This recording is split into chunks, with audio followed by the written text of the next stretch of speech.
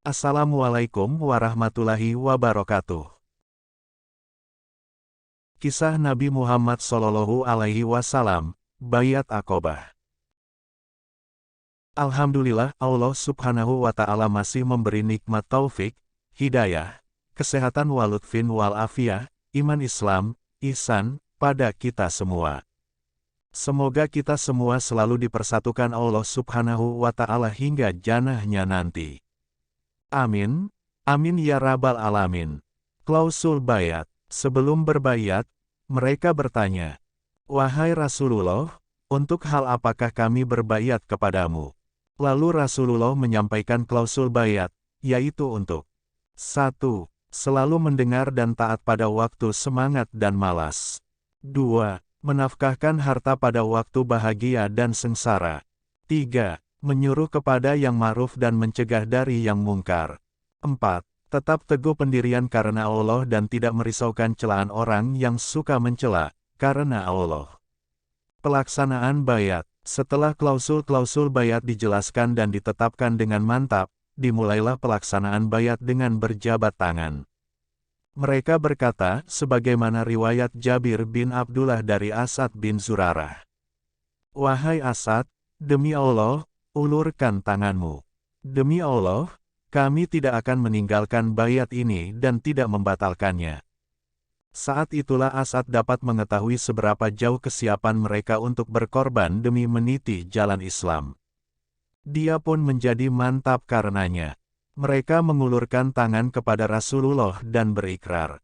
Rasulullah menjabat tangan para lelaki secara bergiliran, membayat mereka dan menjanjikan surga kepada mereka.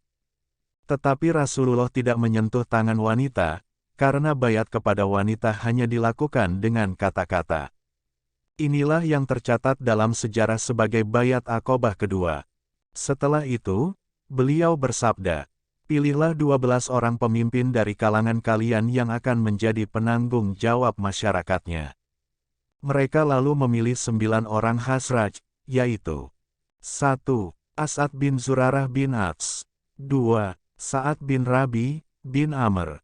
3. Abdullah bin Rawahah bin Salabah. 4. Rafi bin Malik bin Al-Ajlan. 5. Al-Bara bin Marur bin Sahar. 6. Abdullah bin Amr bin Haram. 7. Ubadah bin Samit bin Qais.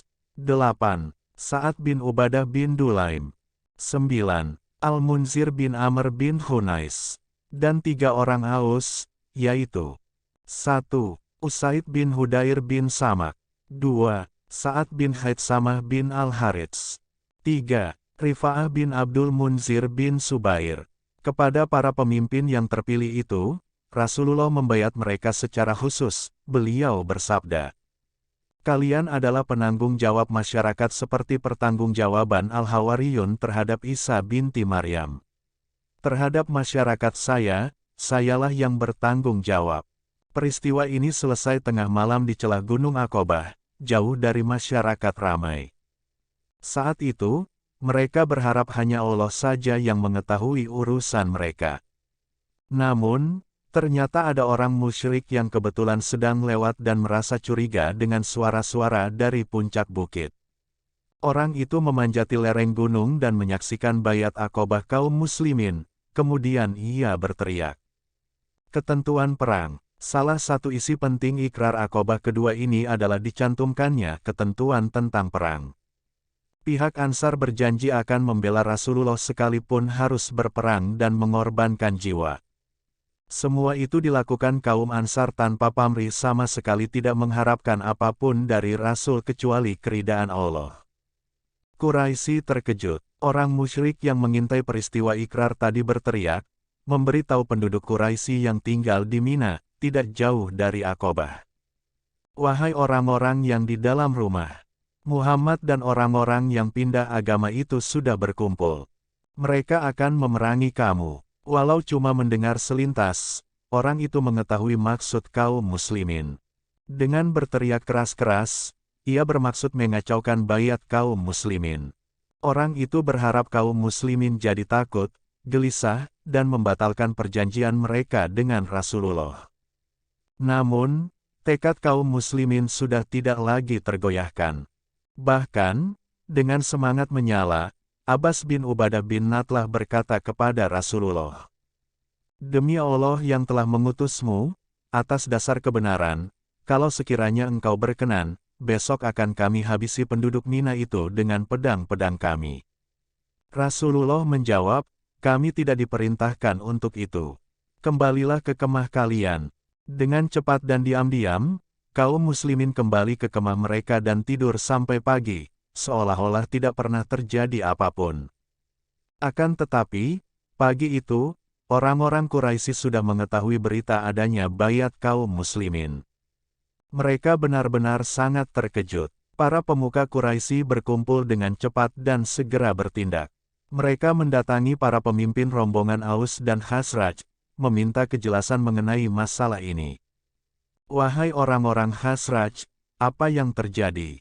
Kami dengar tadi malam kalian menjanjikan sesuatu kepada Muhammad," ujar pemimpin Quraisy setengah menuduh.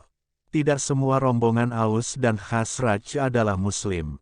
Kebetulan para pemimpin rombongan adalah mereka yang belum beriman. Tadi malam, kaum muslimin memang bergerak diam-diam. Mereka tidak memberi tahu anggota rombongan yang belum beriman tentang perjanjian mereka dengan Rasulullah. Kemudian orang-orang Quraisy menemui dan bertanya kepada Abdullah bin Ubay bin Salul, lalu ia pun menjawab, "Tidak, kalian pasti salah. Tidak seorang pun dari rombongan kami keluar perkemahan tadi malam. Kaumku tak mungkin lancang melangkahiku. Apapun yang dilakukan kaumku di Yasrib tentu akan meminta pendapatku," bantah pemimpin rombongan dari Yasrib itu.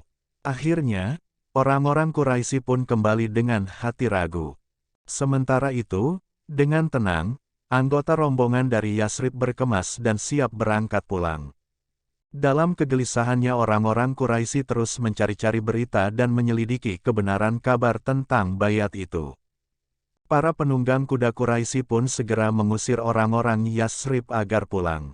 Ketika melihat Sa'ad bin Ubadah dan Al-Munzir bin Amr mereka menangkapnya. Saat melihat kondisi Al-Munzir yang lemah mereka melepaskannya.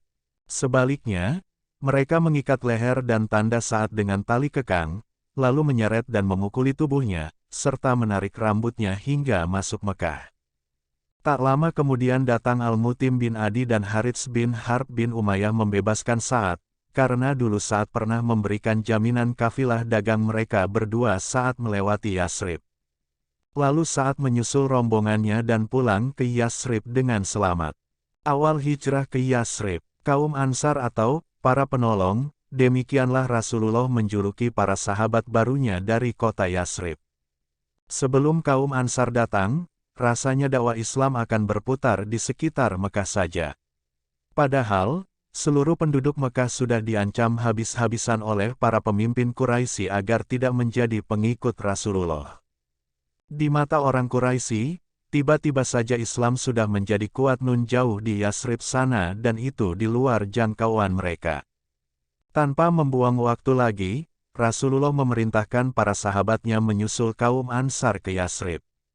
Dengan sangat cerdik, beliau memerintahkan kaum muslimin hijrah dengan berpencar-pencar dan diam-diam agar tidak menimbulkan kepanikan orang-orang Quraisy.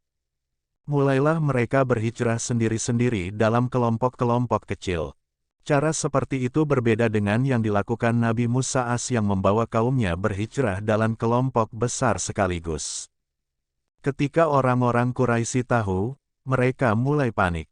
Tahan mereka yang mencoba mengungsi itu. Kurung orang yang mencoba pergi. Perintah seorang pemimpin. "Mengapa tidak kita bunuh saja?" Seru yang lain. "Apa kamu sudah tidak waras? Kalau kita bunuh, kabilahnya akan menuntut balas. Quraisy akan terpecah dalam perang saudara. Itu sudah pasti akan menguntungkan Muhammad. Tidak, tidak ada yang dibunuh. Bujuk saja supaya mereka kembali kepada sesembahan lama. Iming-imingi dengan harta kalau perlu. Jika tidak mau juga, siksa dengan keras. Demikian kerasnya orang-orang Quraisy bertindak, sampai-sampai ada istri yang dipisahkan dari suaminya.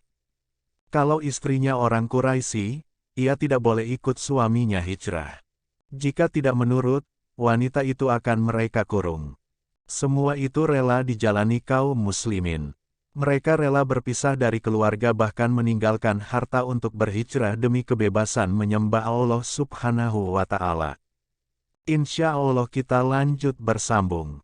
Shollu ala Nabi Sayyidina Muhammad. Ingat, Allah tidak menciptakanmu untuk mencari uang lalu mati. Raih amal solih dengan menyebarkan kiriman ini, semoga bermanfaat. Barakallahu fikum, dari hamba Allah yang ingin belajar baik. Assalamualaikum warahmatullahi wabarakatuh.